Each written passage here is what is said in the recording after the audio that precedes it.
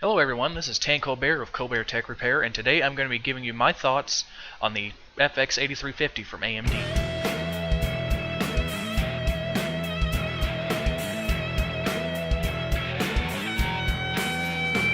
Alright guys, today I'm going to be giving you an overview of the AMD FX8350.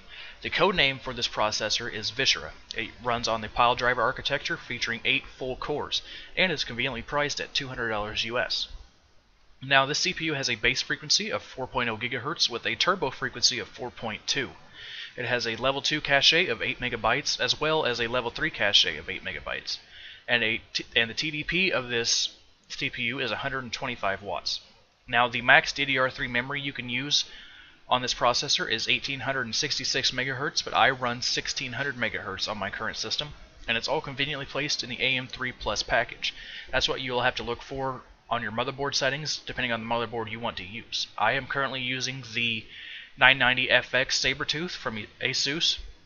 It is fully compatible with the AM3 Plus package. Moving to overclocking, my stable overclock is 4.8 GHz on my current build, and to get that I will show you in a future video on how I did that, but just a little overview here. I disabled turbo mode, I disabled the APM master mode, and I disabled the thermal states. And make sure you set your CPU voltage anywhere from 1.4 volts to 1.55 volts, with 1.55 being the absolute maximum for this chip. The max rated temps are 63 degrees Celsius on the chip and 70 degrees on the socket. Right here I will show you my CPU-Z screenshot of how my CPU looks in my system. Now you may be wondering what the temperatures are on my current overclock. Really there is no great way to gauge the temperatures of the FX series chips right now accurately under, I think, 30 degrees Celsius, so I don't really have an idle temp for you. But on the if you go into the BIOS with the motherboard, the idle temp seems to be around 35 degrees Celsius, somewhere around in there. And my max load under Prime 95 for an hour's work is 48 degrees Celsius.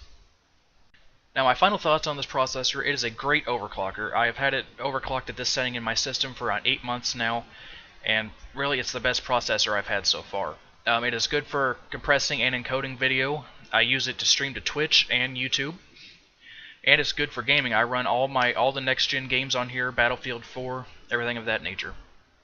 So if you're thinking about this over the Intel, I would highly recommend, if you're on a budget build, to go with the AMD FX8350. It is a great alternative to Intel's offerings unless you really need that high multi-threaded power. Alright, if you have any questions, you can follow me on Twitter or send me a message here on YouTube. Thanks a lot.